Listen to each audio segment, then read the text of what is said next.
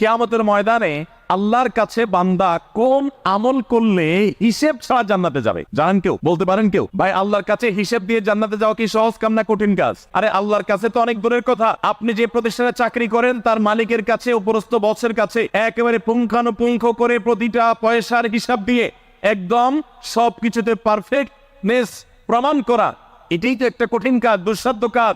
সেখানে সারা জীবনের হিসাব আল্লাহর কাছে দিয়ে পাই পাই করে তারপর আপনি জান্নাতে যাবেন, বিষয়টা এত সহজ না। তাহলে হিসেব ছাড়া আল্লাহ তাআলা এমনিতেই বলবেন হিসাব টিসাব নাই, তোমাকে এমনি জান্নাতে দিলাম, এটা চান আপনারা? দেখুন কোরআনে কারীম আল্লাহ তাআলা বলছেন, ইন্নামা ইউওয়াফাস সাবিরুনা আজরাহুম বিগাইরি হিসাব। আল্লাহ বিনিময় দেওয়ার ক্ষেত্রে, সওয়াব দেওয়ার ক্ষেত্রে দুনিয়াতে যারা সবরকারী হবে, যারা ধৈর্যশীল হবে, যারা সহিষ্ণু হবে, যারা নিজেকে নিয়ন্ত্রণ করতে পারবে, এই সবরকারীদেরকে আল্লাহ তাআলা হিসেব ছাড়া দিবেন।